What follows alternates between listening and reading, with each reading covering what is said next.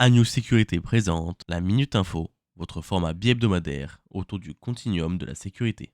Un espace numérique européen salutaire grâce au premier schéma de certification. La Commission a adopté pour la première fois un schéma européen de certification de cybersécurité.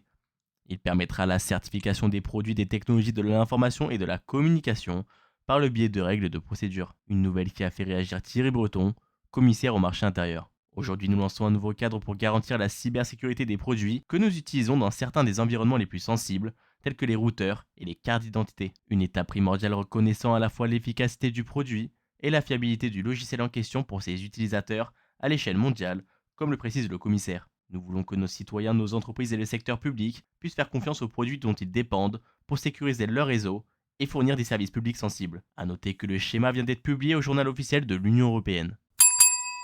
Le logiciel espion Pegasus détecté dans l'enceinte du Parlement européen. À quelques mois des élections européennes, l'eurodéputée française Nathalie Loiseau, la députée bulgare et membre de la même sous-commission Elena Yoncheva, ainsi qu'un collaborateur du Parlement européen ont été victimes d'un cyberespionnage via leur téléphone portable. Le logiciel espion Pegasus, conçu par la société israélienne NSO Group, a le pouvoir d'accéder à toutes les données d'un appareil électronique. Une procédure de vérification a été lancée afin de vérifier les mobiles de chaque député, comme le précise Delphine Collard, porte-parole adjointe du Parlement. Des traces trouvées dans deux appareils ont incité l'institution à conseiller aux députés de faire vérifier leur téléphone. Selon le média Politico, un eurodéputé membre des Verts a déclaré qu'il ferait la demande d'un débat sur les incidents liés au logiciel espion lors de la séance d'ouverture de la prochaine session plénière à Strasbourg. Pour Bart Groothuis, député libéral néerlandais du Parlement européen, il est plus que nécessaire que le Parlement possède un service de contre-espionnage et de sécurité à part entière.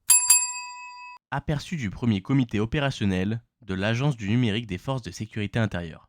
Lundi 12 février, sur Issy-les-Moulineaux, le comité opérationnel de l'Agence du numérique des forces de sécurité intérieure a rassemblé l'ensemble des directions métiers de la police nationale et de la gendarmerie nationale. Animé par le général de corps d'armée Frédéric Aubanel, directeur de l'ANSSI, et son directeur adjoint le contrôleur général Régis Laporte, puis ouvert par le directeur général de la gendarmerie nationale le général d'armée Christian Rodriguez et le directeur général de la police nationale Frédéric Vaux, ce rendez-vous a permis d'homogénéiser le périmètre des missions que mène l'ANSSI au profit de la police et la gendarmerie. Cet événement devrait permettre d'accroître sa capacité à valoriser les données, à innover et appréhender les enjeux technologiques des systèmes d'information de ces deux institutions. Pleinement concentré sur les JO 2024, le comité opérationnel de l'Agence du numérique des forces de sécurité intérieure cherche à recruter et à fidéliser ses talents afin de mêler cohérence technique, qualité de service, comme le révèle l'organisation, et ainsi garantir une réponse efficace et agile aux besoins opérationnels indispensables.